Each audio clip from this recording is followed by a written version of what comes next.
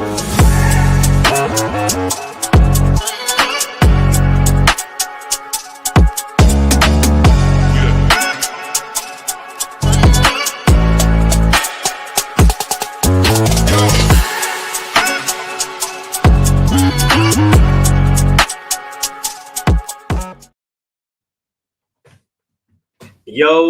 welcome back to another episode of Player versus Team, aka PVT. And y'all see I'm back with my boys, Steaming, Willie Beeman. How we doing, big dog? What's up, man? How you doing today? Hey, I'm pretty good, man. I'm pretty good. Still trying to work out the kinks of this new setup. But you know, I'm doing pretty well. Good. While we wait for DJ Micah B to get here, let's go ahead and kick a quick question. Not too deep of a common question of the day, but just to kind of get where you're feeling at right now. Have you seen the new Superman yet? Yeah. No spoilers, because I understand, you know, it's still a new movie, so everybody hasn't seen it yet. But on its grade, scale of 1 to 10. An 8. Really? Yeah. Okay, so as far as accuracy, comic-wise, what grade are you giving it? A 7. Okay. All right. I didn't like the way they did Ultraman. Understandable. I definitely understand that. But fair. I think that's fair. I'm going personally 8.5 for the movie overall. Like I said, no spoilers. We're not going to give you guys any spoilers. We understand everybody hasn't seen the movie yet. But if you haven't, go see the movie. It's a really great movie. 8.5 as far as the movie overall. As far as story, comic book line, I definitely see your Ultraman sentiments. I love the way that they written Mr. Terrific. I think it's time for him to really get his shine. I know a lot of people remember him from the movie. Yeah, that's true. But beautifully written character. As far as comic book storyline goes, I'm gonna go like a 7.3. So around the same as Willie here. There's some things to where I feel like they kind of not dropped the ball on, but could have been done better. Yeah. That's kind of what I'm going for. It could have been a little better, or just a little bit more detailed, I guess, if we're talking about the comic book aspect of it. But like I said, overall great movie. If you haven't seen it, I definitely think you should see it. It's really dope. I know that there's a lot of good movies out right now. 2025 has been really solid for movies this year. So without further, did better than the last 4 DCEU movies in terms of money. So if that tells you anything. Okay, now that is true. I do want to ask one more question though. Do you see a changing of the tide here? In terms of what? As far as, because we know there's a lot of people that complain about Marvel and it's this and it's that, and just a lot of people are starting to migrate away from Marvel. But with James Gunn taking over DC, do you kind of see a changing of the tide here to where DC kind of gets a lot more respect in their live action? I can see them get more respect, but I can't see Marvel losing any fans. I can see DC's fans kind of like rallying behind this movie, but I don't see Marvel fans leaving. Marvel hadn't given their fan base really any reason to leave outside of a few bad written comic book stories. I thought true. The last couple of Black Panther series have been written poorly, but other than that, they really hadn't had a reason to leave. So I can see DC fans rallying together behind this movie moving forward. We got, and then you got the Supergirl movie coming up next year. Supergirl Woman of Tomorrow. So I can see them being excited for that. as well as Batman Birth and the Bold, which we should get mid 2026, early 2027. Yep. So I can see the DC fans rallying the troops, but I don't see where Marvel fans will leave because, again, outside of a few bad written comic book stories, Marvel hadn't really done anything wrong. So that's a fair point. I feel the same way. I don't really think that Marvel loses fans. I know there's a lot of talk about Marvel in the direction it's going and the outlook of their movies, but like Willie said, I don't see them losing fans. What I do see happening is the influx of DC fans starting to emerge, and they've always been there, right? Like me and Willie, we've always seen the DC fans. We are DC fans ourselves. We're comic book fans in general, but DC fans have always been there. It's just they kind of get drowned out by a lot of the Marvel noise. So a lot of these movies, and with James Gunn taking over, I think it gives them more of a voice to stand on the live action, because as we know, right, a lot of the times that DC holds the weight of the cartoons, the games, the animated movies, etc., etc. But with the live action movies, a lot of people feel like they dropped the ball. So in this new direction of live action with James Gunn under the helm, I think it gives DC fans just a stronger voice on just how good their movies can be in live action and not put all their weight on the Dark Knight trilogy. But let's also keep it a buck. This was important for DC to have this film succeed because this film is funding all other DC projects to this point. So they needed this to hit, and it hit. And again, I don't think it was a great movie, but I thought it was a good movie. And I do encourage everybody to go see it and enjoy it. Well, just before we move on, it's DC's installment of the phases, right? So think about it as phase one, right? We understand we got Iron Man with phase one and the MCU. So with the DCU, obviously we're going to get Superman, right? He was the first hero in Action Comics. He's obviously going to be the first hero. We understand James Gunn is working on a different timeline with Batman and other Batman films as well. So he has a plan and he's following it according to T. So obviously we understand that Iron Man 1 wasn't the best movie, right? It wasn't the greatest movie, but it was a really good movie, and it needed to hit in order for all the other movies to come to fruition. So think about it the same way as with Superman, right? They needed Superman to hit, and that's the reason why they wrote out with Superman first, because it can't be a Batman movie. I'm sorry, we love Batman. We understand the Cape Cowl. We understand the legend that he is. But with all of the Batman movies that we have, and I get it, we have a lot of Superman movies as well. But as of recently, we haven't got a really good Superman movie. So this one needed to hit in order for the other installments that James Gunn has planned and the DCU has planned, in order for all of this stuff to come to fruition. So I know there's a lot of critiques about, the DCU and how and where it's going, but just like the MCU, you got to let it play out. You got to let it go phase by phase, movie by movie, and it'll start to connect the dots as you go on from there.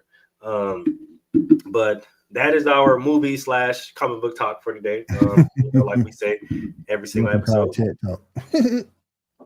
If you enjoyed that and would like more of that, please tap into the Geek Gauntlet podcast on Saturdays, 10 p.m. Eastern or 10 p.m. Eastern Standard Time with my boy Willie here. He will be your host, talking to you everything about comics, video games, anime, etc., etc. All right. So let's go ahead and get into the sports, man. And we're also going to welcome to the show DJ Micah B. How we doing, big dog? Tired. Hey, understandable. Okay, for sure. Work. Hear what you been out. But same old. Starting off with I guess the biggest news of today. Dame Lillard goes back to the Portland Trail Blazers.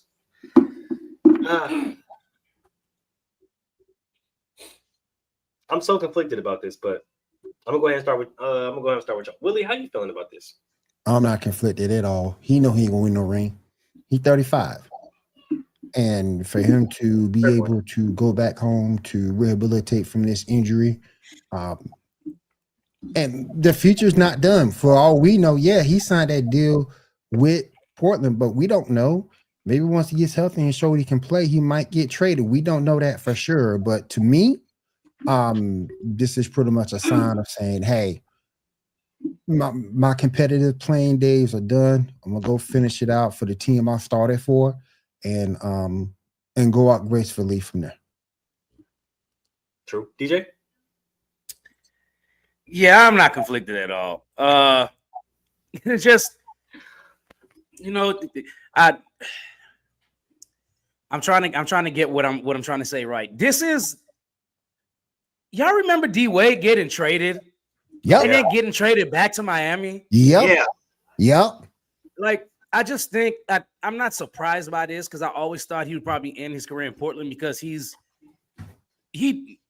never wanted to leave Portland in the first place. True. Let's go ahead and get that out the way. The only reason why he left was to use the last couple of years in his prime to at least try to win a championship.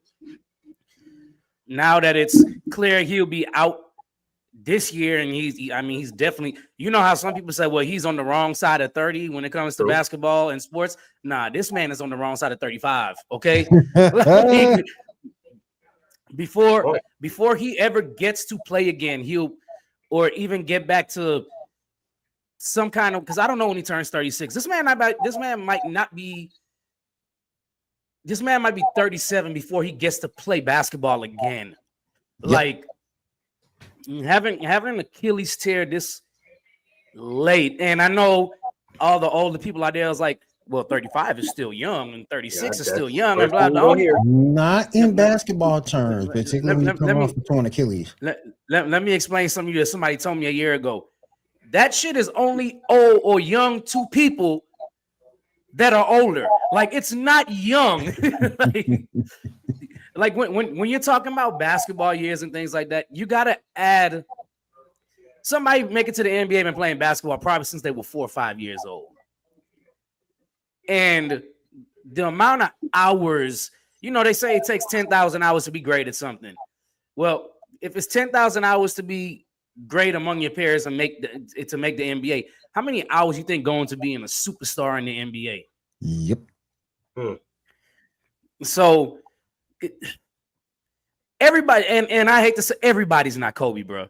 And I know that's a real messed up way of saying it. Like, man, he don't think Lillard can recover and play great again. No, I think he can recover and play great again. I don't think he'll be where he was before. Like, I don't think he'll even be up to this past year how he was playing again. I think he'll probably be somewhere between 20 to 23 points per game, playing meaningful minutes, mentoring a team. He might could provide some valuable minutes for a team later on in his career and probably win a ring that's eluding him, but it will not be as the best player on that team. And I think that's what he wanted to be, either one of the two best players on the team to win a ring. And unfortunately, he's going to miss a year after the Achilles injury, and it sucks. But I mean, all in all, I'd rather be a Hall of Famer than win a ring. Like, instead of just existing in the NBA. Just want to let people know. I mean, yeah, that's true. He is a gold medalist, so true. I mean, you can look at Dame's career and say that, you know, he's the Hall of Famer. If people want to make the argument that he's not, that's your, you know, claim to make. But looking at the outlook of the Hall of Fame, Dame is, you know, I wouldn't say bona fide first ballot, but I would say he's definitely a Hall of Famer. I think he's bona fide first ballot just on the fact that he made the top 75 NBA team. And I think that argument right there. Yeah, that's the best argument right there. Is he a two-time gold medalist? I think he's a two-time gold medalist. He made NBA top 75, multiple time All-Star. He was the first person to compete in every event in All-Star weekend. I think that was either his rookie or sophomore year when he did all the events: skill challenge, 3-point challenge, dunk contest, shooting stars and played in the All-Star game the next day. He played in, I think he played in like the rookie and sophomore game too. Like, it's crazy. Dame did every event that an NBA player could partake in an All-Star weekend in one weekend. Yeah, that's true. And I think the reason why I said I was conflicted is because it's really just like the D Wade situation with Cleveland, and then he goes back to Miami. Like, the only thing is, and like DJ said, I was gonna bring it up, but like, not everybody's Kobe, bro. And even expecting somebody to come back remotely the same. Hell, you could take it a step further. Everybody ain't Dominique. Oh yeah, Everybody ain't Dominique.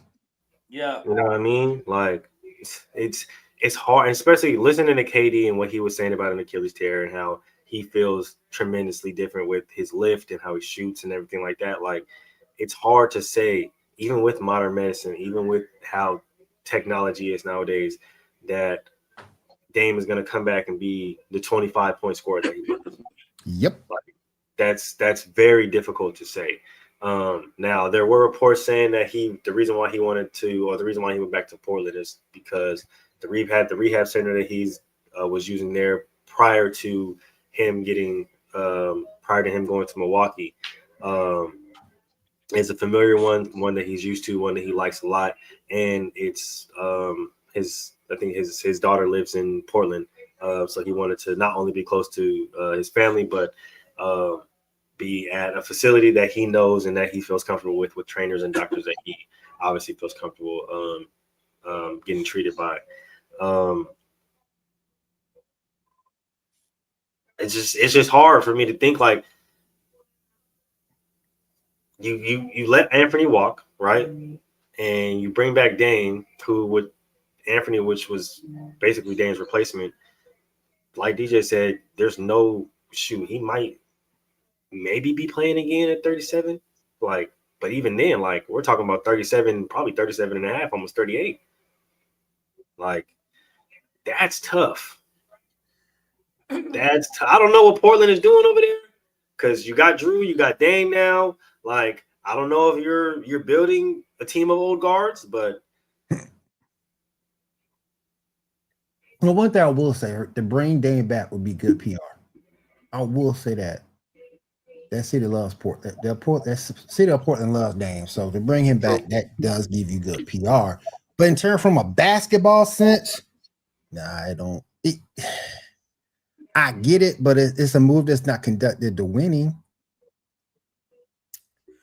I don't think bringing Dame back is even good PR right now. And the reason why I don't think so is because he's not going to be on the court. Like, it would be different if he was healthy, but he's not healthy. He's going to miss the season. I'm not understanding how it would be good. Like, the city, they're like, oh, look, we got Dame back. That's what's up. And they move on from that. And that's all they think about is like, oh, that's what's up. We got Dame back. Until this man touches the court again, it's like, okay, we got Dame back. That's cool. What the hell y'all gonna do to build a team now, though? Right. And if you go back and look at the roster, who's your best player now? Who's your best player now? Jeremy Grant? Exactly, because you gave away Anthony. Anthony away. You know what I mean? So, like, in what direction are you going? Good question. That is really a good question. Who's your best player? I mean, Drew? he a year behind Dame. Oh my goodness. I don't know what Portland's doing over there. They're assembling the old guards, but the only thing I can think they got rid of Simons, right? Anthony Simons? Yeah. Mm-hmm. Is they see something in Scoot that we don't see. Yeah. Okay. That's the only thing. That's the only thing I can think of. Apparently, they must think Scoot got superstar potential or something, but I haven't seen it. I haven't seen it. And I would like to see it. And maybe they think Simons has already hit his ceiling. He's just going to be a really good player in the NBA. Probably that 16 to 18 point range. third wheel on a team. I mean, there's nothing wrong with that, but I mean, maybe that's what they see. It's like we're looking for a franchise player, and he's not a franchise player. So I mean, he's a really good apparently- offensive player. He's just not. He just doesn't give you anything defensively. I think he was 23, 24 points a game last year. And apparently Boston is thinking about moving on from him. Yeah. So another young guy. I mean, and that's the thing. Like he's a dynamic young player. You know what I mean? But he doesn't. He lacks defensively, so that's obviously the biggest knock on him. He isn't necessarily too big. He is considered a small guard at 6'3", so like there is that. But I mean, like he will be fantastic as a sixth man in the near future. He will be. Anthony Simons will be fantastic as a sixth man. If you're looking for somebody to be like a walking bucket type of situation, yeah, that could be him. That could be him coming off the bench. Yeah, I think so. Especially at point guard. If you need somebody to come in and get you a bucket. Didn't D Wade look weird in the Chicago Bulls uniform? He just looked not as weird as he did in the Cleveland Cavaliers uniform. That was even worse. Not as weird as he looked in Cleveland. I at least thought Chicago was okay because they do have black alternates. Right. So like it's not too crazy. Yeah. Him being in Chicago because he's from Chicago. He's so from I Chicago. can understand that. But Cleveland was insane. That was insane. You don't even I think he played half the season in Cleveland. It was like that Cleveland team was so weird. It had Wade, Rose, Bron, Isaiah Thomas, freaking Tristan Kevin Thompson, Love. Bro, I was like, God damn, this is insane. What is going on? Man. Yeah, we're talking about Kevin Love might sign with the Lakers. I said, hell. Nah. This is what's gonna happen with Kevin Love. And you heard wrong, Willie. I'm sorry to tell you. What they said was Kevin Love was about to sign them papers to retirement. Nah, you want to know what's crazy? Because I already know the stupidity of Mike Dunleavy Jr. and my team. You see these niggas right here? For real? We tried to sign Al Horford. Al Horford was just like, no. I'm sorry. Who was what team? What team are you?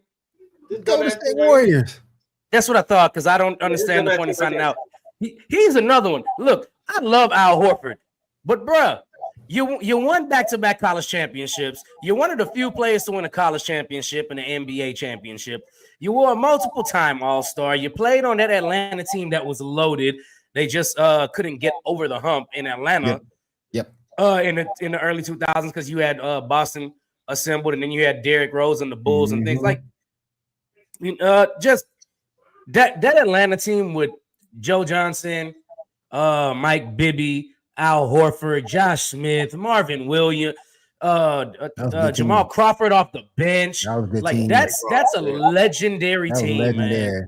Man. And it's time to Al Horford is really a fringe on the cusp Hall of Famer, and it's just you even if you play another 3 years, it does nothing to bolster your chances of getting in the Hall of Fame. If anything, it'll diminish your numbers. Yeah. He would even fit with Golden State. Can you imagine if he on Golden State? They're trying to play defense and get these young cats. Come on, man. Well, I mean, part of the problem is Golden State they do need a big center.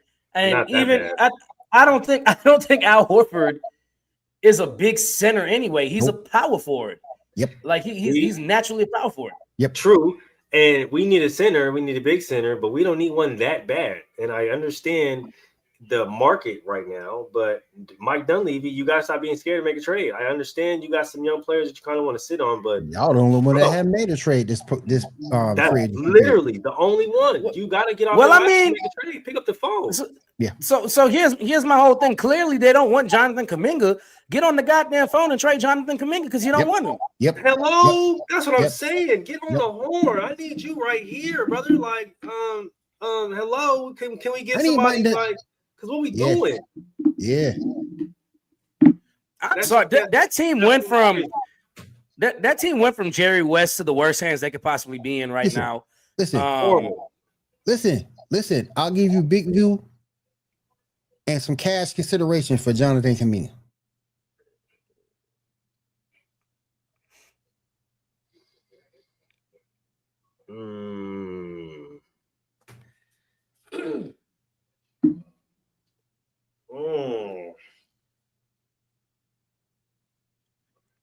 He fits.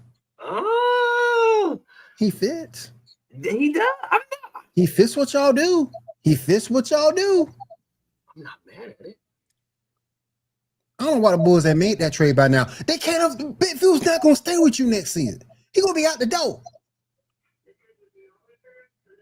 See, here's the thing with Golden State. They're in a transition period right now where they still want to be competitive as long as they can. Right. For Steph to keep competing for a ring. Yep. The problem is the philosophy that won them a ring is not a philosophy that will work with Jimmy Butler playing 2 or 3, unless they find another dead-eye shooter. And the other part is, even with the big body, they would need an athletic. They need somebody athletic that can at least step out every now and then and occasionally hit a 3, which eliminates a lot of centers. What's his name? Y'all got a rookie guard that looked good in summer league the other day. I cannot remember his freaking name. But you're talking about the young kid that we drafted, right? Yeah. He went under. You guys picked him up, and he played well. He had like 18 points the other day. Hey, I know it's just summer league, but he looked really good. Shit. I'm not gonna lie. A lot of these guys in summer league are playing really well, especially offensively. Yep. I want to take time to shout out Bronny, because Bronny been balling in summer league, boy. He's balling. He has been. I'm not gonna lie. Bronny has been balling in summer league. If we have to give as much flack as we gave Bronny, we have to definitely, give him his credit where credit is due. Some people. But most of our flack was justified. It was justified because we all sat here and said he left college too soon, and it's going to be an adjustment period because he's going to have to he didn't even get used to playing college speed. Right. Yeah, it was warranted. Some people just take a minute. Some people just take a minute to hit the light switch, just like Angel Reese. She's playing better. She's playing a whole lot better now. Yeah. I think with Angel, it's more of whoever was coaching her decided to develop her in a different way other than the way that they were trying to use her originally. And you see the difference in her game. You see the difference. You see the difference in her confidence when she has the ball. Before she was shaky, she was sporadic, she was indecisive, right? Now you see the footwork is tighter, right? The dribble is a lot tighter. She's a lot more confident in taking some shots. She's passing the ball more. She'll pass the ball more. She'll put the ball on the ground and put that shoulder down and use that size to get to the basket. But I think it was really just her development, trying to go through her and only her when you had Camila Cardoso as well. It was ultimately a problem. And you're trying to make her the superstar of the team when you have a really good roster, but you need to be able to use that roster in the ways that's going to make them succeed. And as we see now, when they start to use the roster and the pieces that they drafted smartly, they win. There you go. So, hey, shout out to Angel Reese. I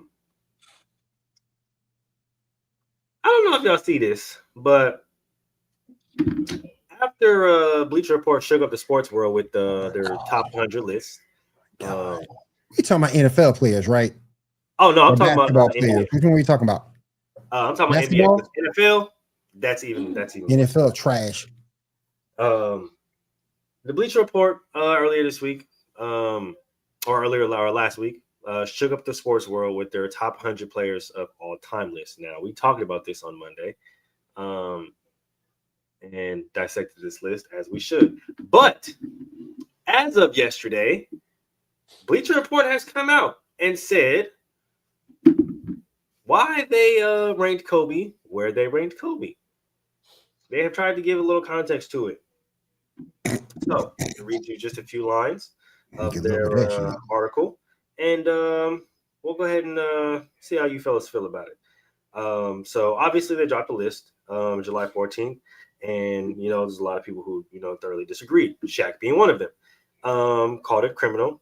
So for many NBA fans, seeing Kobe outside the top 10 is unfathomable. So here we are to provide more context to help you understand why Kobe didn't make the cut. Now, here is where it gets tricky, and here's where we're gonna get into their contradictions. Because remember, DJ, I talked about it. When it came to criteria, they mapped out their criteria on picking their players for this list, and it didn't make sense based off their own criteria. So keep that in mind. Kobe is 4th all-time in career points. Well, first of all, it said they broke it down in 5 categories. We're not going to go through all 5 because after you hear the first 2, y'all going to be like, fuck that. There's no fucking way. So first one is peak versus longevity. It says Kobe is 4th all-time in career points, regular, postseason combined, tied 2nd in all-star nods, 3rd in total all-star selections, and 3rd in total 40-point games. This includes the playoffs. There's no question that for most of the 2 decades, he was among the very best players in the world. But among the very best and the best are 2 completely different things. I see it already. Phil. I already know. It says, and I quote, Kobe never led the league in box plus minus or player efficiency rating. He only secured 1 MVP win and is outside top 10 career MVP shares. For most of his career, Kobe wasn't wearing the NBA's best player championship belt. Hold on. Back up. Hold the hell on. Bill Russell's at number 5. Freaking no disrespect to the OG. Love Bill Russell. Think Bill Russell is great. Bill Russell wasn't the best player on his own damn team. He wasn't. He played on a loaded Boston Celtics team. Now, granted, if you want to give him props for going through racism to the 10th power, okay, I got you. But he was not the best player on his own team. You got this man ranked 5. Bill Russell is warranted. I'm sorry. I'm gonna sit here and say I didn't want to do this on basket to basket just because I wanted us to get through the list. So especially when we got to like Wilt and all that, and we really started talking about Wilt. Bill Russell is warranted. The fact is that, yeah, Bill Russell won 11 championships. Let me ask you a question, Willie. Do you know how hard it is to play basketball and coach the fucking team at the same time? Not saying that. I'm not saying he shouldn't be a top 10 player. He just shouldn't be a top 5 player. That's the only thing that bugs the hell out of me. Because when you take everything that Kobe did, and again, yes, he did play with a prime Shaq. That's fine. But take everything that Kobe did, take away his efficiency, take away his scoring. What he meant to the LA Lakers was just as much as what Bill meant, if not more, to the Celtics. Come on, man. Come on. No, not 5. Now, if you take him at 10, okay, that's cool. Personally, I think you'll take Will at 10, Russell at 11. But I'm not putting Bill Russell above Kobe. I'm sorry, I can't. Who was the best player around that time? What was always the best player around Bill's time? But what happened when he matched up against Bill Russell? I'm not saying Bill didn't give him.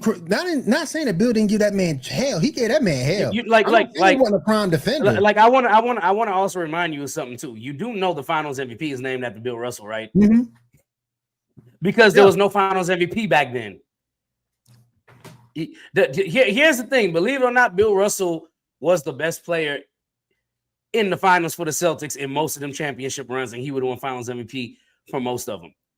And I know some people will argue, probably Bob Cousy on a couple of them, or John Havlicek on a couple of them, which I have no problem with.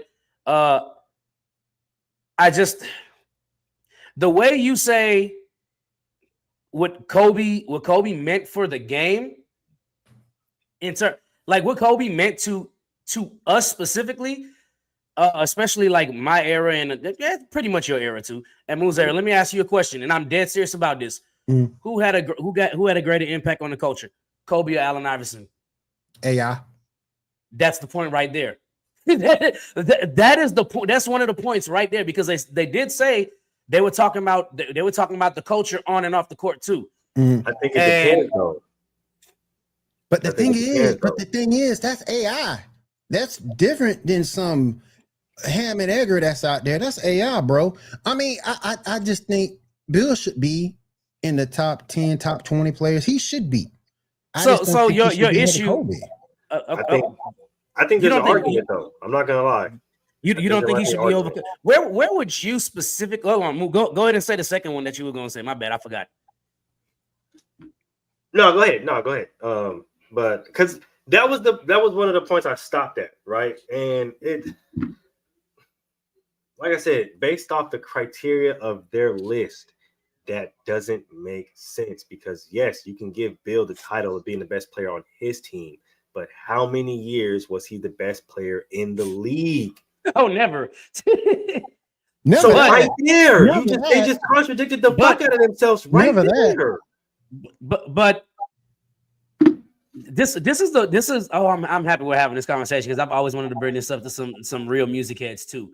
This is the argument that people would use when they have Jay-Z top 5 all time or whatever, right? That's a good point. So the argument they would use, the one I'm going to say now, while Bill Russell was never regarded as the best player in the league, how many years was he consistently regarded as a top 5 player in the league? You had Wilt, and then when Kareem came, you had Kareem, and then Bill is in that tier, Oscar Robertson is in that tier, and Elgin Baylor and Jerry West is in that tier. He was consistently between 1 and 6 throughout his whole career until that Elgin was cold as fuck. I've watched it. People always talk about, well, they wouldn't translate into this. Elgin Baylor would have 100% translated into this game. Elgin Baylor had form and everything. He was nice. I've watched hella videos, but he was consistently in the top 5 or 6 players too throughout his whole career. And I'm not saying Kobe wasn't. I'm just saying that's the argument that people would use. And I'm pretty sure people will also use the argument that he probably, if I haven't looked up the numbers, but I don't, he was probably consistently more top 5 finishes in MVP than Kobe probably had in his whole career. Because you got to remember, the front half of Kobe's career, he wasn't top 5 MVP over and over again. True. It wasn't until that second championship where Kobe finally evolved and made ground. And that's not to say that Bill played against some weak competition, because he did. But like I said on basket to basket to Moo, all you can do is compare the dominance over eras to rank a list of the 100. And I also said the problem was, they said it's the 100 best players. If we're doing 100 best players, nobody from before the 80s except maybe Elgin Baylor and Jerry West or somebody could make this list. Because if we're doing the 100 best, we're supposed to be ranking on how good they are on the court. Right. You're not supposed to take into accomplishments and stuff. Now, if you're talking about the top 100 greatest players, you got to go by how dominant they were over that era. And the fact of the matter is, in the Bill Russell era, nobody was winning besides the Celtics and the Lakers. In the Lakers occasionally, and I think was it Washington or somebody that snuck one in there too? Yeah. So when you compare Bill Russell's dominance over his era compared to Kobe's dominance over his era, I think Bill Russell was more dominant in his era, because Kobe had an era. Kobe's era would probably be from 2000 to 2015, 16, somewhere in there. And he played with probably the best player of that era, which was, well, Shaq's era was kind of the 90s, but on the back end, you know what I'm saying? Shaq did play 20 years, but yeah, we all know peak Shaq was them first 3 years in the 2000s, 2001, and 2002. They break apart, and yeah, we're saying Kobe is good, but Kobe probably can't carry a team, is what a lot of people were saying. Was like he has a lot of Jordan in him. He just won early, and he He wasn't allowed to grow. But I mean, Kobe got drafted in 97. So if you take that into account, you got 97, 98, 98, 99. Came out of high school. 99, 2000, 2000, 2001, 2000. That's 5 years right there where he wouldn't finish top 5 in MVP, top 10, and then maybe even top 20 in MVP those first 5 or 6 years of his career. Well, Because when you look at 2002, so when what you said? I'm sorry. In his 4th year, he finished 12th. Right, I said 10. I said 10. But then the next year he finished 9th. Right, he did. Yeah, that's perfectly fine. But that's my thing. Though. Every single year after that, he was top 5. Yeah, but here's also the thing, though. In the year he finished 9th, was he considered the best shooting guard in the league by most people? Which would have been what, 2001, 2002? But even then, you pair that with him being top 10 in DPOY voting as well. Like, yeah, Bill Russell is another one where it's like they weren't doing defensive player of the years for the most part back then either, and he would have dominated defensive player of the year during that era too. Definitely. Like, what I'm saying, all I'm saying is like, yeah, I know how great Kobe is, but I'm making the argument that Bill Russell could still be ranked over him, with them making the argument for them putting Bill Russell over Kobe. I just don't see it. I just don't see it. And I'm not saying that's the way I feel, because I don't feel, I feel like Bill Russell should be 10 just because of the impact. That's where I'm at. Because of the impact. Right. But that's where I'm at. I mean, don't get me wrong. The man back then was a walking double-double. Do not get me wrong. But yeah. I just think Kobe should be ranked higher. And the disrespect that Kobe get is just killing me. Surprisingly, I think that most people, the first thing they say is for Bill Russell is, well, it's because of the racism, this and that. He's ranked that high. And I'm like, take a step back from thinking about that and look at the totality of his career and what he accomplished in his career. He definitely has, because look, I don't think Phil Jackson is the greatest coach of all time, but he has the most rings, right? So Phil Jackson got blessed and had the GOAT. Then he had he probably had 2 top 10 players of all time on one team in Shaq and Kobe. Nobody would ever argue that Scottie Pippen is a top 10, maybe not even a top 20. Fuck that. Scottie Pippen's not a top 20 player of all time either, so I don't care what nobody else say. He's not.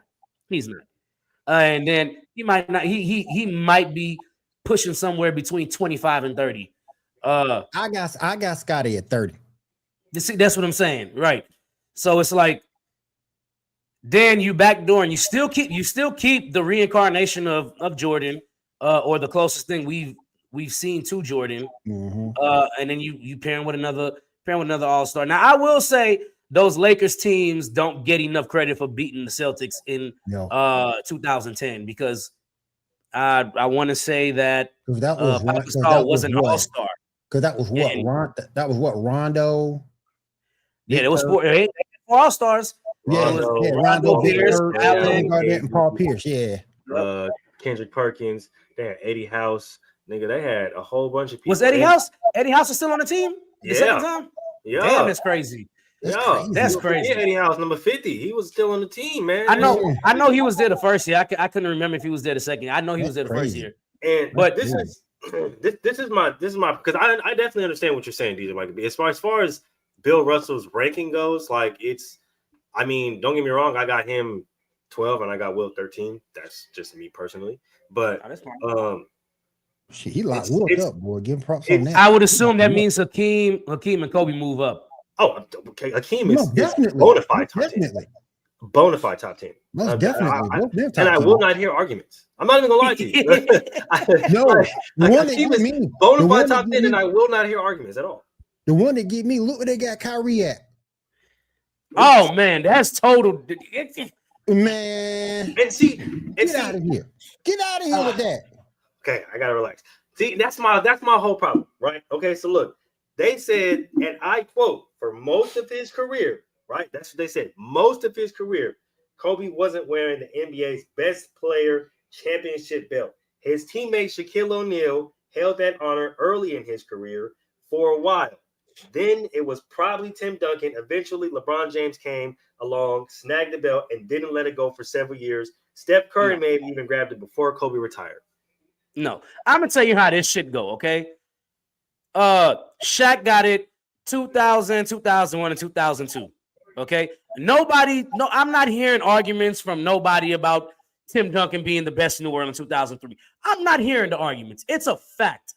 It is a fact that Tim Duncan was the best. He knocked off Kobe and Shaq both in their prime. And then the next year they went right back to the finals. But for that moment in time, Tim Duncan outplayed and damn near had a quadruple double in that last game against the Nets. Yep. In the closeout game. And people be like, well, he still had David Robinson. Yeah, David Robinson looked like Shaq on the Celtics. So let's get that shit out of the way. Motherfucker had Manu man, don't get me started on them Spurs team. Man, Manu and Tony Parker. So you got 2000, 2001, 2002, I would say Shaq. With Allen Iverson being a close second, because Allen Iverson won some MVPs during that time frame. Yep. 2003, I'm going Tim Duncan. 2004. Is that Steve Nash's first? I think that was Steve Nash's year, his first one. Or is it? No, I think that's Kevin Garnett's MVP year. It might be Kevin Garnett. It might be KG's. Might be KG's. Kevin Garnett was out of this world in 2004. He really was. It just sucked. It just sucked that he didn't really. He ran into one of the first super teams in the Lakers. With Gary Payton, Karl Malone, Shaq, and Kobe, and Rick Fox was still there, and Robert Horry was there, and that team. I mean, they eventually lost to the Pistons, but I mean, you can go probably the toss up between KG, Tim Duncan, and Shaq in 04. And I'd probably even throw Kobe in there because Kobe had already came into his own. But Kobe's selfish ass the reason why they lost that finals, and he's been on record on admitting it. Shaq's been on record admitting it, and the whole Pistons were on record admitting it. They got into his head and drove a wedge between him and Shaq. They said it. 2005, the Spurs won again. Nash wins an MVP. Nash is not the best player in the NBA. He was just the most valuable, and that's what MVP is, the most valuable player. 05, 06, 07. I've always given Steve Nash that first one. I ain't giving him that second one. No, I ain't giving him the second one. No. Well, no. Wait. Hold on. I might give him the second one over the first one because the first one is when Stoudemire was playing. The second one is when Stoudemire had the surgery on his knees, and Sean Marion, he was out, and they didn't lose. They still had around the same 56 plus wins that they had the year before. Yeah. So I'd probably give him the second one. And not the first one. I mean, Shaq will always go down saying one of those. I think Shaq's first year in Miami, he could have probably still won MVP. Yep. Because D Wade wasn't all the way coming to his own yet. But right around it's the first 2005. It's the first one. I ain't giving him that first one. It's the first one. I ain't giving him that first one. I don't give a fuck. Yeah. Kobe averaged 35. Wait, no. Steve Nash's second one was 05 or 06 with Kobe averaged 35. 04, 05, I think. Yeah, but that 405 was the first one. That was 405 was his first one. Yeah, so I'm not. Yeah, I'm not giving him the first one. Kobe came in fourth in MVP voting. I get the first one because he took a team like that and did his thing. But that second one should have been Shaq's. Hell, absolutely not. I ain't even gonna lie to y'all. No, I ain't even gonna lie to you. No. And here you can say that, but here's the thing though. And here's the thing: up until Russell Westbrook did it, nobody had one MVP with a seed lower than I think 3 or 4. I damn near would have gave it to Dirk. I ain't even gonna hold you. I always make the argument for Dirk all the time. That's all legit. the time because that was the year that 06, 07 they did go to the 05 06 when they went to the finals and they lost to the Heat. But D Wade went absolutely absurd. For those of you listening, y'all can say it was the refs and blah blah blah. I don't give a shit. D Wade went crazy. And for y'all saying that, I beg your pardon to go back and look at the series before when they knocked off Detroit, when D-Wade went bonkers in Detroit. So right around 05, 06, I would say Kobe had evolved as the best. I mean, like he was the best at that point. I think Kobe was the best at that point. As much as I hated him, and I had every right to hate him, he wasn't on my team, first of all. And I was a big Tracy McGrady fan. You're a Houston Rockets fan, of course. I was a big Tracy McGrady fan. I'm a Rockets fan, so I hate the Lakers. They knocked the Rockets out in the first round for like 3 or 4 straight years in the early 2000s. So 05, 06, he's the best player. 06, 07, he's the best player. And he wins MVP in 06, 07, right? Yep. 06, 07, he's the best player. Actually, no, he came in third. Okay, so it's 07, 08. Yep, 07, 08 is when he won his first. It was when he won his first MVP. That's right. That's right. Because 08, 09 is when 07, 08 starts off the 3 years they went to the finals and he lost the first one. And he damn near three-peated. Three-peated. So this nonsense about he was never the best player in the league. That's crazy. This nonsense about he was never the best is crazy because I would say from the 05, 06 season until LeBron's first year in Miami, and then it became more of a toss-up then, is when I would say you could probably some people start leaning toward LeBron then. And I know the first season, some people might argue Derrick Rose. Derrick Rose did win MVP that year. Derrick Rose going bonkers that year too. He was Yep.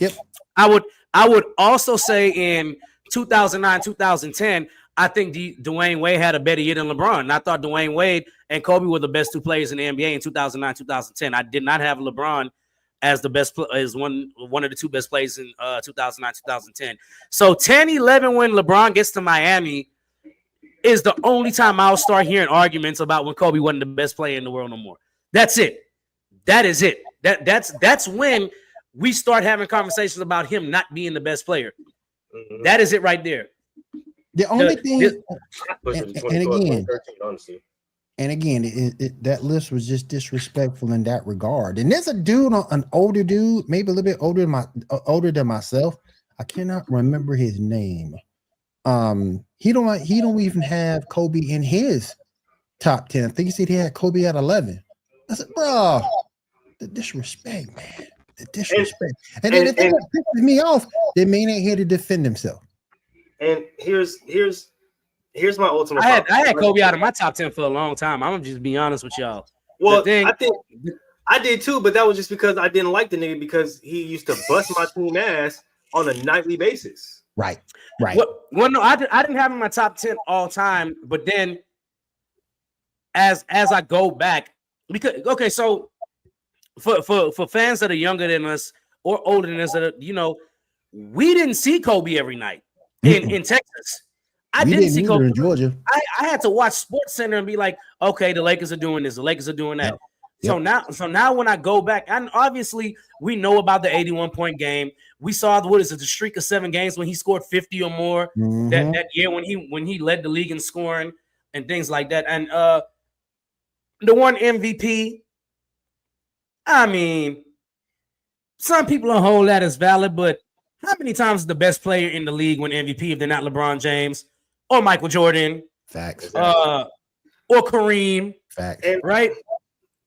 So that's my ultimate problem, bro. Like, I don't like inconsistencies when it comes to research. Like, if you're gonna really research some shit, then do your ample research and come up with something that we can all sit up here and look at and be like, okay, well, you took your due diligence, because you sit up there and you say that he never had the best player championship belt and name players like Shaquille O'Neal, okay, Tim Duncan, okay, LeBron, okay, Steph Curry, okay.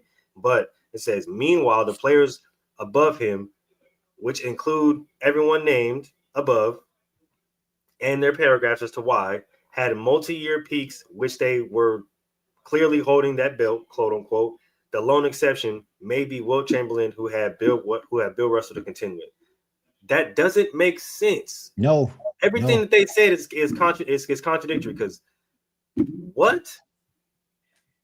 Kobe didn't have a multi-year as the at peak as the best player is absurd. Like, okay, let's the people that have multi-year peaks as the best player don't always win MVP. Like, Facts. I'm gonna be somebody out there is not gonna like this, but I'm gonna be dead serious when I say this, right? Larry Bird probably had the best 3-year run ever in the NBA, right? He won MVP, and I think he won 1 or 2. I think he won 2 championships during that time stretch. He was so far out and away better than everybody else during that time. And if you want to limit those 3 years to where Larry Bird was the best player in the NBA, you have every right to. I will, because I think Magic was better in the other years that Larry Bird was playing. I still think Kareem had some years sprinkling there when he could have been the best player in the league. People forget that in '85, Kareem did win Finals MVP over Magic, and a lot of people forget that first year when Magic won Finals MVP, had Kareem not gotten hurt, Kareem might have won because he was averaging like 33 and 15 or some crazy shit like that. And if you watch Winning Time, you see that scene where Kareem is shocked that he didn't win Finals MVP because he know he was balling out of his mind. But this whole thing that Kobe never wore the belt of the best player. I'm the best. Look, I was the biggest Kobe hater in the world. Okay, the biggest. I hated Kobe. I hated everything about Kobe. I did. I really did. I hated everything about Kobe. But to sit here and say Kobe was never the best player, and in 2006, 2007, LeBron said, "Bruh, the GOAT of hip hop himself said Kobe doing work, 2-4 on the shirt. He the greatest on the court, and I'm the greatest on the verse, bruh. Going for the 4th ring, like it was his first. Yep. Like Stephen A. Smith was, bruh. The disrespect. He's the best player in the game, Kobe. bar none. There's nothing that Kobe Bryant can do. He can, like, do I gotta go through the whole quote of the beginning of the damn song from fucking First K? Stephen A. said that. That's an evidence. What are we talking about? I'm saying, look, most people, and I need people to understand that Kobe's peak was in an era where it was the hardest defensive era ever to play in. Like, we didn't even start getting back to 110 normal games till like LeBron went to Miami, right? And then Steph and Clay and all them started coming in, and then teams started like normal games in 06, 07. To think about normal games in 06, 07, 07, or 8 was right around 93 to 90. You get an occasional 100-point game, but it's not like it's 120 to 116. No, it's like 103, 101. Like, for Kobe to be the best player fuck all that. For Kobe to average 36 points per game in an era where people were averaging like 80 points in a game is crazy. He was scoring more than 15 points. And I know a lot of people will sit there and say, well, he wasn't the most efficient. Well, in that era, go look at all your superstar players that were guards. That was efficiency. Absolutely was. Not even LeBron was shooting over 50. LeBron was hovering around 46, 47, just like Kobe. Like, this is, I really need people to stop talking out the side of their neck and do research. And that's what I mean when I sit there and say, well, I made the case for Bill Russell just because I wanted to play devil's advocate. But you have to rank these people by how dominant they were in their era. Right. Because we all know now, Bill Russell ain't holding the candlestick to most of these guys, like to damn near the whole league, right? So, but when you judge him compared to his era, he was one of the most dominant players in his era, right? So it's like you got to compare him to that. And when you compare Kobe to the 2000s, Kobe was the best shooting guard after 2002 because in 2000, a lot of people might have went AI. 2001, a lot of people might have went AI, depending on if you rank him as a point guard or a shooting guard. They went to the finals when he was playing shooting guard, and Eric Snow was the starter. So AI got the first he did playing shooting guard and not point guard because he was just an undersized shooting guard. Then you move forward, and then in 01, 02, 02, 03, whatever one it is, when T-Mac started going bonkers in Orlando in those Mhm. back-to-back years. So you might have somebody that was like, well, I think T-Mac is better. And then right after that, Kobe became the best shooting guard in the league. Maybe not the best player yet, but he was definitely the best shooting guard in the league. It's just crazy because the inconsistencies, bro. Like they say he was never the best player in the league, but there's clear consensus that he was the best player in the league. LeBron has even said it on record that he was the best player in the league while LeBron was playing. Right? It was clear that the Lakers had ran the NBA for the longest time, like DJ Mike, until LeBron really got established in Miami, right? It was Kobe's league and everybody knew it. So the fact that they were trying to say that he wasn't the best player in the league and he hadn't held that title because other players did. No, there was in between that time, before LeBron, when everybody was sitting up there wondering, LeBron, the phenom. No, LeBron wasn't the best player in the league. I'm sorry.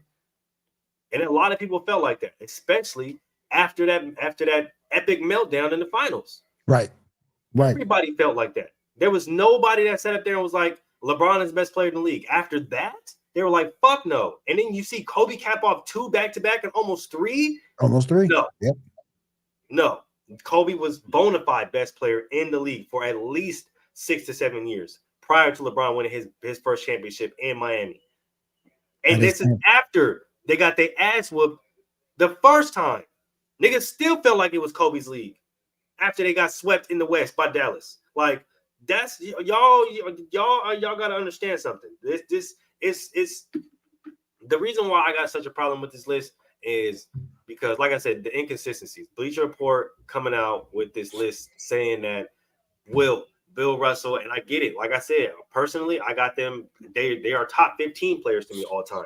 But if you want to justify it based off the criteria of this list, based off the context that they gave as to why they put their rankings or why they did the rankings the way they did, it don't make sense as to why you have Kobe Bryant outside of the top 10. None of the shit that you said makes sense, especially with the last part or with the second installment. Shaq was the three-peat alpha. That's what they said, right? Now we understand the bona fide dominant player that Shaq was, but do they win those championships without Kobe Bryant?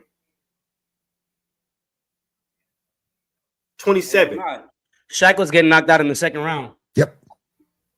20s, like that's why I tell people all the time, right, Moo? That the first championship for sure. Shaq really carried that team on his back. I think Kobe averaged like 17 in the finals or something that first championship. But by that second championship, 21 in the playoffs, 19.5 in the finals. Right, and then by the second championship, Kobe was over 20. He was over 20. It's not even like 9 in the final in the playoffs. Damn near 30 in the finals. And you know why that happened? Because Shaq was getting fouled out because he didn't know how to stay in the game. And Kobe had to take over a lot of those games in the next 2 championships. Granted, they don't get out of the first round or they don't get out of the Western Conference Finals against the Pacers if Kobe don't go bonkers that fourth quarter. Shaq is out of the game. What are y'all gonna do? Yep. The Pacers was that Portland or no? Because Shaq played him. That was no, I think it was the Pacers. The Pacers, the first round. The Pacers are in the East though. That's what they played the Pacers in the finals. Oh no, the Pacers. It was they played. Sorry, hold on. I know they played Portland one year. Pistons. Who they playing that second round? Or the conference finals that second year. I can't even. Is it the Kings? I think it's Sacramento. Those Chris Webber San Antonio, Sacramento Kings teams. Yeah, I think the second year is when they knocked off the Kings. Yeah, and this was before the Big Shot Bob. Yeah, but it's like the disrespect. It's just the disrespect is crazy, bro. And like I said, it was, and everybody want to say, oh well, yeah, this wasn't around when when Kobe was here because his friends, because he was doing interviews with his friends. But it's like, even when he wasn't doing interviews with his friends, none of you bitch ass niggas had nothing to say. Right. None of y'all had nothing to say. Right. It was radio silent. Now everybody got shit to say. Now everybody talkative. Like, get the fuck out of here with all of that. Shut the fuck up. I'm tired of y'all. I'm not gonna lie though. I like to walk into a group of I like to walk into a room of Kobe fans and sit there and be like, Kobe's not top 10, and then make my case just to piss them off. It is absolute. It's funny, but you know what? It's fun because you have to be able. You have to be able to, and that's what I tell people. If you can only argue one side on why he should be there, and you don't look at the other side of why people say he shouldn't, you probably shouldn't argue this point, because you have to be able to understand both sides to validate points. So when people are like, well, this, and this, I'm like, okay, but what about this, and this? So I don't like to argue points unless I know both sides. But I mean, come on, man, Kobe's a top 10 player. It just don't make any sense, bro. And I'll end it off on this, because I personally feel like this person started this bullshit. It may be somebody else. I don't really care. I feel like this nigga started, and I don't care. I'm always gonna hold the grudge toward this nigga, because I feel like once he said this bullshit, everybody started to run with it. Jason Williams, okay, Mr. Elbow Pass himself. So that's the only shit motherfuckers remember you for. Okay, it's your bitch ass fault. All right, because you came out here on TikTok 4 years ago, and talking about you don't know if Kobe is top 5 Lakers of all time. And that's when everybody started running with this bullshit. Is Kobe even top 10? Is Kobe might not be top 5 Lakers of all time. White chocolate, Jason Williams? Yes, that's exactly what I'm talking about. I ain't seen this. Hold up now. And forever. I ain't seen this. Hold up now. Dumbass came out and said this shit on a podcast, and everybody. White chocolate? Yes. White chocolate said this. Yes. Oh, hell no. Yes. It was a top 5 Laker. He said, no. He said, I don't even think Kobe is top 5 Lakers of all time, bro. Man, that's exactly what he said. I that bullshit. Prove that, man. I want to see that proof. Okay. So let me see. Who could he have said? He probably went Magic Johnson, Kareem, Worthy. I don't know if he probably did go Worthy, but I think he probably would have won Elgin Baylor before Worthy. Yeah. Jerry West and Wilt. That's the only 5 I could even think that he would say or even consider putting over Kobe. But here's the thing. Jerry West went 1-9 in the finals. Yep. Kobe went what, 5 out of 8? And he the logo. Like, I want people to think about this real quick, right? 2000, 2001, 2002, right? 03, 04, 05, 06, and then you got 07, 08, 08, 09. Kobe went to 6. I'm sorry. He went to 7 out of the 10 finals in the 2000s. Like, this is the disrespect we be, bruh. Listen, sense, man. I love Jordan and Scottie. I love Jordan and Rodman. I love Wilt and Jerry. I love Oscar and Kareem. Right? There is no 1-2 punch better than Kobe and Shaq for a reason. Like, they were both 1A players by the time the second championship came around. There's a reason why they're compared to the best duos in NBA history. It's not the best single players. It's not just. Right. It's not. They don't put Shaq and Jordan by themselves. They put Shaq and Scottie against, or they put Jordan and Scottie against Shaq and Kobe. They even put a Shaq and Penny against a Shaq and Kobe. And every single goddamn time, the consensus is Kobe and Shaq. Kobe and Shaq. Kobe and Shaq. Based off the dominance of Shaq, based off the dominance of Kobe at the time. I don't foresee any NBA duo being better than Kobe and Shaq for a very, very, very long time. I'm sorry. You pair that duo up with really virtually anybody. Look at everything that duo did. Pair that combo up with anybody, it's over. And it's not just the fact of what that duo did, it's how they did it. It's how they did it. They literally went 16-1 in the playoffs. Come on. Come on. That's how they did it. But Kobe took a backseat to that. Kobe didn't contribute to that at all. He didn't just drop 29 points in the finals. 27. No. Oh, no. Personal. Let's take it further.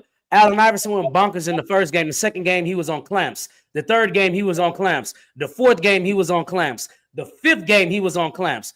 Kobe guarded him. Exactly.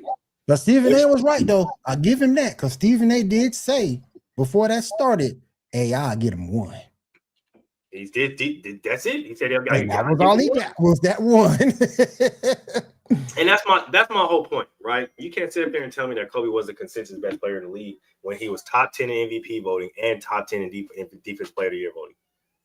That's literally doing it on the both sides of the court, being the best player on both sides of the fucking court. That doesn't make any sense. Nope. No, it doesn't make any sense at all. Like no. we gotta get some type of consistency here. Like they and like I said, their quote, they asked 500 of their analysts to come up with the list of their best players, 100 players all time, and then they compiled that list out of all of their 100 players. So Bleacher Report, y'all got to do some. We need to call these people out. Here's the thing. If I'm more interested in knowing, did they use averages of where people were ranked to rank them overall all time, or did they just pick 100 players out of all these lists and be like, okay, let's rank them according to how we feel? I think they gave the guideline out to the analysts. And first of all, most of these analysts they gave the list to ain't real hoopers. Let's just fucking start there. Yes. Let's just never start played there. basketball at all. Yeah. Like just I'm gonna just start there. To have Kyrie at 69 is criminal. Criminal. It's absolutely criminal. Absolutely horrible. All right, so to finally get off basketball and to pivot to the NFL before we start to get on this downslope and get out of here. The Bengals are officially the dumbest team in the NFL. They have allowed their first round pick to return to Texas A&M, where he went to school at and had a tremendous season, which was the reason why he got drafted so high. Which he is eligible to sign a waiver and actually play for Texas A&M in the 2025-2026 season, and then re-enter the draft if he so pleases. Just quick thoughts about the Bengals and their situation. Mind you, they still have not paid their best defensive player in Trey Hendrickson, leading sack artist of the NFL. DJ, how we feeling? Yeah, according to reports, this guy didn't want to play for the Bengals. The Bengals drafted him anyway. Here's the whole thing, though. They're gonna have to do what the NBA used to do. When you were back in like the 60s and 70s, I mean, I think Larry Bird did this. He actually got drafted the year before he entered the NBA to the Celtics, but he was back in school, and the next year, whenever he came in, he couldn't enter the draft because Boston had the rights.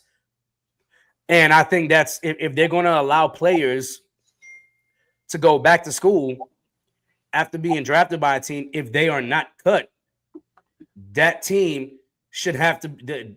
It should then be said that team still retain your draft rights. Unfortunately for the Bengals, it don't say that. Yeah, the NFL bylaws don't say that, and because he hasn't signed the contract, they have no legal rights to it. He can go back to school with the waiver, play, go back in the draft, and the only team that couldn't draft him, the Bengals. Mm-hmm. That is the stupidest shit on planet Earth. If you're going to sign a waiver because you don't want to play after I drafted you, this rule is like literally the opposite of a player retiring. Y'all remember Carson Palmer got tired of playing for the Bengals and he retired? And when he retired, he saved his body for like 3 or 4 years. And they were like, well, we're not trading you. Even though you're retired, you still have to wait until your contract is up. Right? So now 4 years later, after his contract is up, he goes to Arizona. And it was Arizona, right? He was Arizona, first. And then he eventually gets replaced by Kurt Warner, and the Cardinals end up going to the Super Bowl, and not Ben Roethlisberger and the Steelers, bro. Oh man. But you know, Kurt Warner's my favorite QB of all time. So I'm just in my feelings about that one. I just knew they was gonna win. But Yeah, it's literally the inverse of what you do when somebody retires.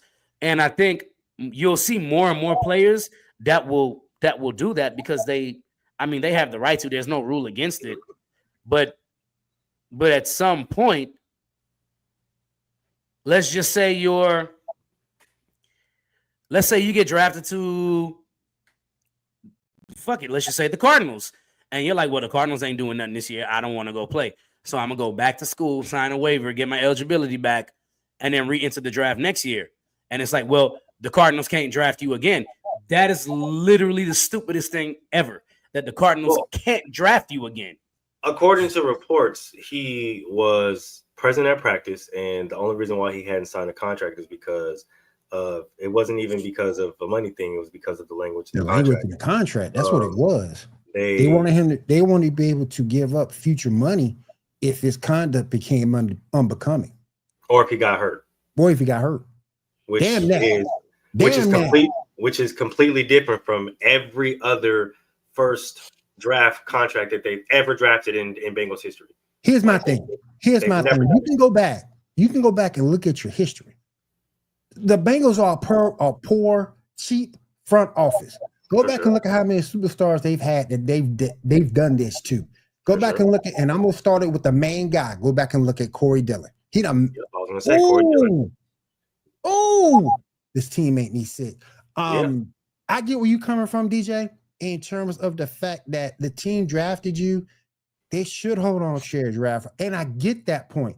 But when you look at it, when the team is asking you to do something they've never asked any other player to do, you got to stand up for yourself. You got in a game as dangerous as this, though. Right, he's the one putting his body on the line. They ain't gonna see nobody in the front office play.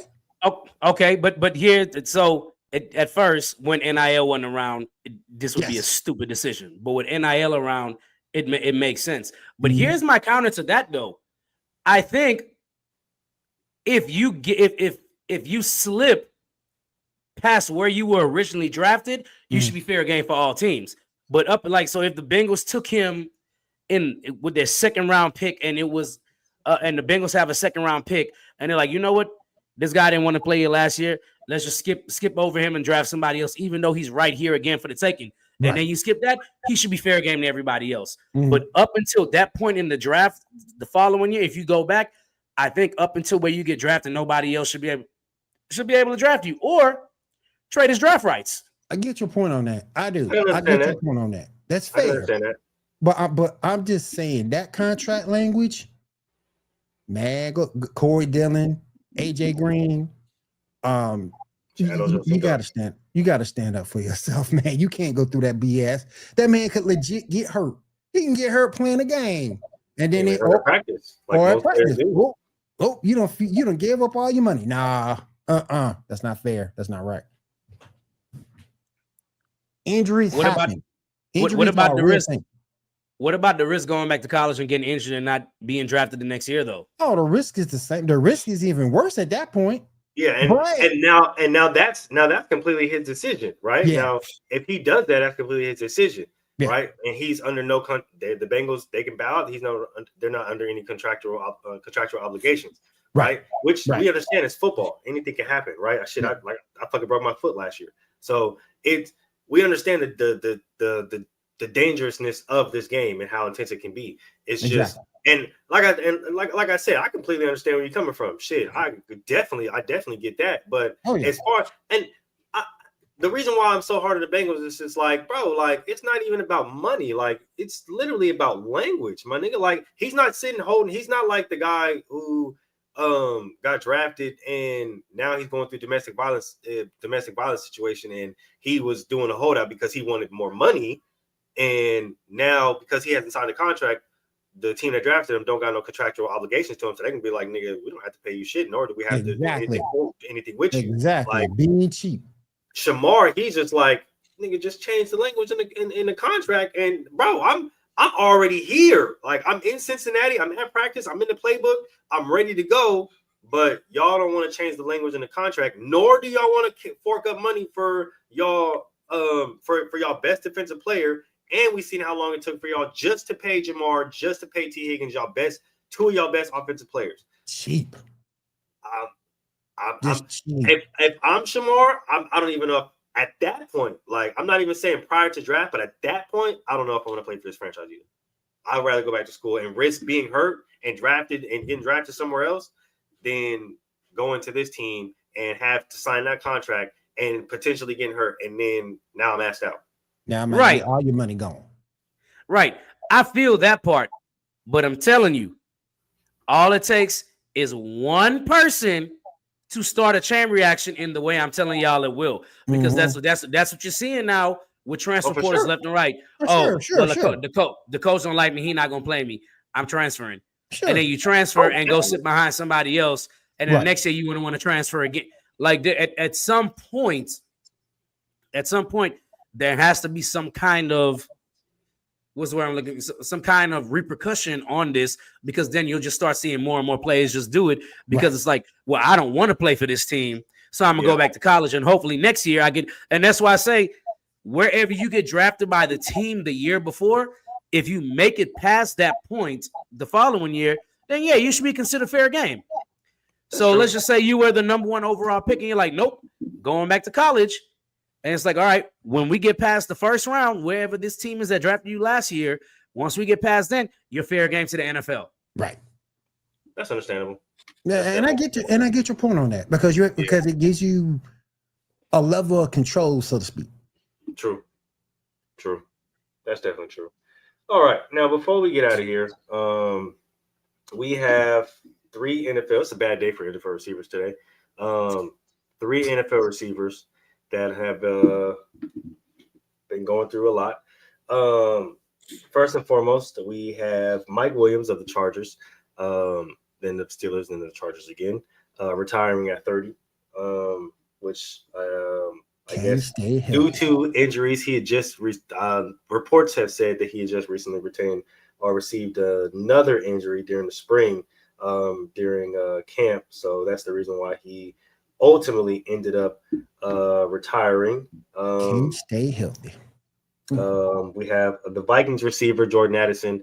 His case was finalized today. He pled guilty to DUI, something that is called what they described as,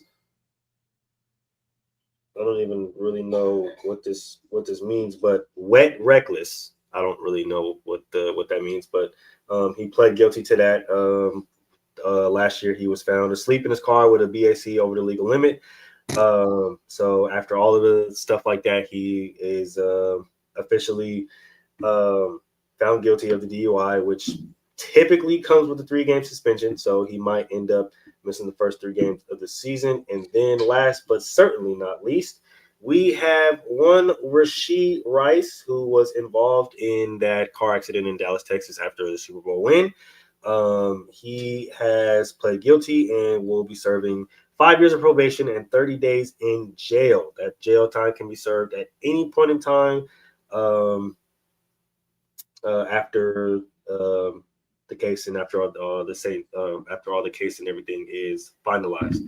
But fellas, quick thoughts about these receivers and their unfortunate tough day. Willie, I'll start with you on this one. Mike Williams can never stay healthy. I remember him over at Clemson. He can never, ever stay healthy. Great, fast, long ball threat, but again, can never stay healthy. Jordan Addison, that's going to hurt Minnesota. That's going to hurt Minnesota a little bit. But Rashee Rice is going to be the one because he could get 6 to 8 games for this. And if he misses half of that season, man, that's going to hurt Pat. That's going to hurt Pat Mahomes. That's going to hurt. This year or this past year.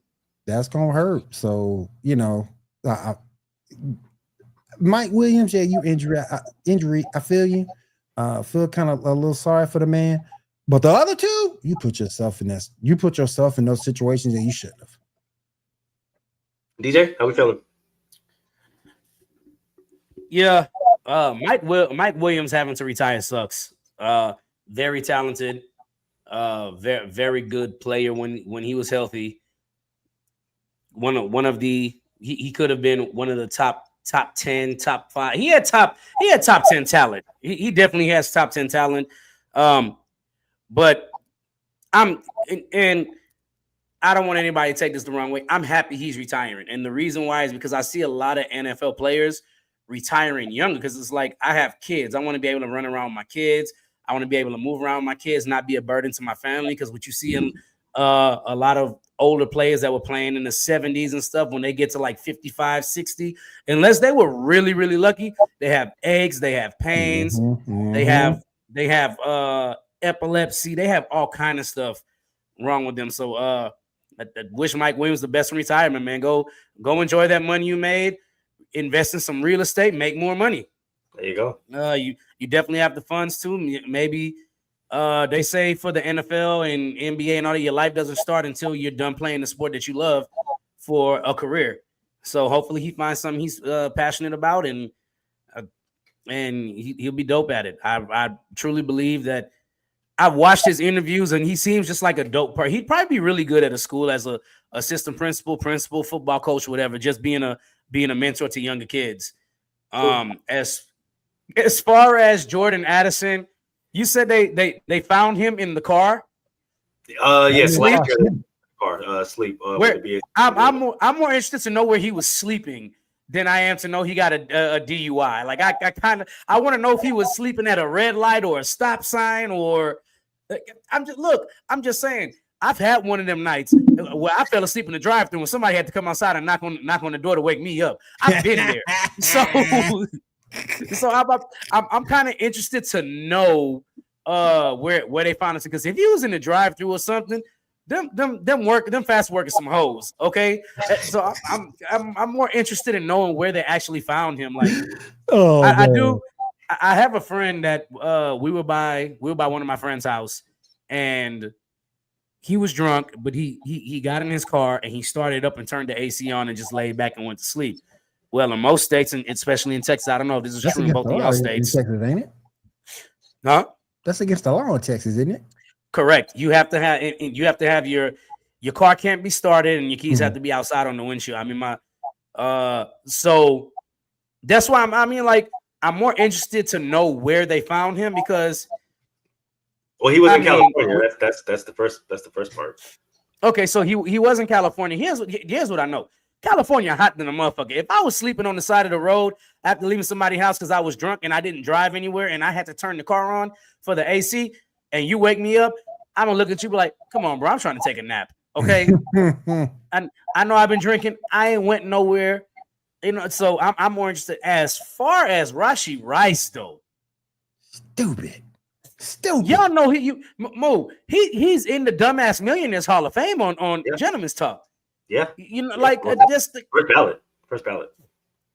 Like, this dude is Rashee Rice is a fucking idiot. I'm gonna just say what it is. He's a fucking idiot, bro. Like, you didn't learn your lesson the first time, and then you went back and did it the second time. It would not surprise me if the NFL drops the hammer and gives him a whole season suspension at this point. He is supposed to serve 30 days in jail. That is not a good look for the league. We understand. Oh no! And with that policy, he's lucky he got 30. And with that policy of nobody being above the shield, man. Mm-hmm. If I'm Rashee Rice, as soon as August 1st hits, I'm going to jail. I'm not doing my 30. I'm not getting it out the way. Yeah, knock that out. Knock that out. Get it done. Because either way, you have to serve time, and you still got to serve your suspension time when you get out. So. Yeah. You're going to county anyway. You're not going to prison. You're going to county. Yep. More than like, I'm sorry to say, most counties don't do 1 for 2. Them niggas do day for day, my dog. So you're going to be in there more than likely. You're going to be in there 30 days. I'm not even going to lie to you. Mm-hmm. But if you start August 1st, they're not going to let you off the hook. And then you're a famous NFL player, man. Nobody's going to mess with you, and unless they're looking for their 15 minutes of fame. Like, they're not going to mess with you. The cops are going to make sure they look out for you. You're probably going to be eating good. Just do your 30 days, get out, and get some damn mental health. Yeah, mental health, because you're doing reckless stuff. Yeah. And this is just me as a fan telling you what to do, because you're still young. And you're still I think what this will be his third year in the NFL. Yeah. This season coming up. Yeah. Because they won the Super Bowl his rookie year. His rookie year, they won. And then last year they didn't win. Nope. So third year. Yeah. Yeah, so I thought this is gonna be his third year. Like, bruh, you got to get this shit together. Like, you're fumbling. You're the definition of fumbling the bag right now. Yeah, like just the money, the court fees, the everything, bro. Like, and as far as Mike Williams goes, it's unfortunate to see a player walk away from the game so young. But at the same time, you got your whole life ahead of you. Like DJ Michael B said, you got a shit ton of money. Go out there and make some more money. Just use it wisely. With Jordan Addison and Rashid Rice, first and foremost, you dumb niggas speeding in 2 states that you should never be speeding in. It's crazy. Because California and Texas, you have to have lost your mind. I'm hoping you were driving that fast to go find it somewhere, but speeding in those 2 states, you're absolutely fucking crazy. Jordan Addison. I want to remind y'all the stretch in Dallas from Dallas to Houston, that shit goes up to 75. So for you to get pulled over anywhere near that shit is crazy. It's insane. Like, so I mean, Jordan Addison, I get it, right? Like, first and foremost, if you don't feel like you can drive, definitely go to sleep. But wherever you were at, I would suggest go to sleep there. But then at the same time, big dog, guess what? Hold on. Guess what? Here's the thing. And this is just a suggestion. Okay. You're an NFL player. You got money. Go get a hotel, my nigga. Like, leave the car where it is. Call an Uber. Go get a taxi. Yep. You know what I mean? Like, you were in California. I'm pretty sure you were in LA back home where you're from. Nigga, park the car somewhere. Make sure that bitch locked up. Call the Uber and go get to a hotel. After you check out the hotel, go back to your whip. Take your whip. Go back to the crib. It's not hard. I'm trying to figure out why you niggas don't be responsible when y'all get all this money. That's just fucking crazy to me. I can tell you why. It's because alcohol is a hell of a drug, and you can always make it. You know what, DJ? You damn right. I ain't gonna lie to you. Now, Rashid Rice, that's that false courage. Yo ass. It goes back to my original point of all NFL players, right? Even college players, right? Y'all get this money, y'all get these fast cars, and y'all want to speed and take, bro, slow the fuck down. They have, listen here, okay? Listen here. All right, let me get close to the mic when I say this, because I always hate this when motherfuckers be in football games and shit, and they want to fight. For everybody that wants to know, yes, I play semi-pro 37U, adult Pop Warner, whatever the fuck they want to call it, okay? But it is my pet peeve at the end of games or towards the end of games, when motherfuckers be losing, they want to start fighting. I always say, if y'all want to fight, go do MMA, go do boxing. There are sports where y'all can do this and you won't get fucking trouble. But don't bring that stupid ass bullshit to the football field where we're trying to play football because you're taking away from the game. Same concept applies here, fellas. There are sports, there are places where you can take your vehicle and they will let you drive that bitch how you want to. Yep. Do that. Y'all got the money to do that. Okay, y'all got the money, y'all got the vehicles, y'all have the means to do it. But involving other people's lives, involving innocent people's lives, that's irresponsible. Like DJ Mike, you're throwing the bag away at this point. 30 days in jail, probation, 5 years of probation, not just like a year. You got 5 years of probation. Mind you, don't forget now, he's still on his rookie contract. He ain't making millions like that. You know, you're not making crazy chicken like that, bro. Like, come on, dog. We have to be smart here. Slow the fuck down. Okay? If y'all want to drive fast, like I said, there are places, there are events, there are people that y'all can get in contact with that will help you do that. You can get in the whole fucking NASCAR car if you want to. F-150, F1 speed international speedway car and drive those. I'm telling you, there are ways to get y'all little speed demon fucking feelings out. So y'all don't be on the fucking highway or the freeway killing people or hitting people because you want to drive fast and want to be reckless. And on top of that, be intoxicated at the same time. So just stop, bro. Be more responsible, not only with your life, but with your money. Okay. And stop buying fucking Hellcats. Thank you. Damn. Can y'all buy something that's gas? Like you feel a gas saver? Like gas is out the ass right now, bro. Like I'm looking at Rice's contract. He's only on a 4-year, $6 million deal. Yeah, you tripping. You tripping, cuz. You tripping. He's on a rookie contract. It's crazy. Stop buying Hellcats. Stop buying Challengers. Scap. $6 million Get a minivan. What? I got kids. $6,495,000. Yeah, he I'm sorry, bro. Like I'm trying to if I was in the NFL, I'm trying to buy a luxury car. I'm trying to buy luxury. I'm gonna buy a luxury Honda. That's what I'm doing. Yeah, my old ass I'm trying to get me a Pinto station wagon with wood on the side to keep my ass out. That's what I'm trying to get. Moo, say it with me. Say it with me, Moo. Say it with me. I'm from Houston. I want a slab. Y'all can have all the fast cars. I want a slab with the bows poking out. Y'all know what it is. We from Houston, bro. We talk about it. Paul Wall and Kanye West told you drive slow, homie. You never know, homie. Pump your brakes and drive slow, homie. Oh man, hey man, that's a perfect transition, bro. Let's get these final thoughts in so we get out of here. Willie, start us off, big dog. All right. Don't forget to catch me this Saturday night. Elite Sports and Entertainment Network for the Geek Gauntlet podcast. It's Saturday night at 10 p.m. Eastern. Monday, I got 2 shows. Monday, I'll be going over to Coffee and Sports to help those guys out over on Wire Sports, 9 a.m. to 10 a.m. And then that night, I'll be back for the Sports Report podcast, Monday night, 10 p.m. Eastern, to around 11:30, getting you caught up in the world of sports. And then again on Thursday, I'll be right back here with Player versus Team. DJ? Well, I think my biggest takeaway from tonight is that y'all niggas need to stop disrespecting Kobe Bryant. Y'all niggas need to stop disrespecting Kobe Bryant. Bleacher Report, you're full of shit saying Kobe never had a time where he was the best player in the NBA when all the fans outside of whoever the hell you had say Kobe Bryant was the best player in the NBA for quite some time. And there's still some people that argue all the way till 2014 or 2015 when he ruptured his Achilles. I don't argue that far in, but everybody's entitled to do that. Also, make sure you check out Inside the Huddle tomorrow, right back here on From the Sidelines Podcast 7, right here. Make sure you're here. They'll be bringing you all the best in football, and they've been talking other sports too. So make sure you just make sure you jump in and you take some notes and get your stats ready to argue with whoever you want to, because if there's one thing these guys do, they bring you the facts. I'm glad you said that, because I got issue with Mel. He said something a couple weeks ago about Tracy McGrady. I got issues. Well, say that then. Do we have a disappearance coming on? Leave Tracy McGrady alone, damn it. Yeah, we're going to have Mel actually be on here in a few Thursdays. So okay. That energy, save that energy, because we'll definitely have that conversation.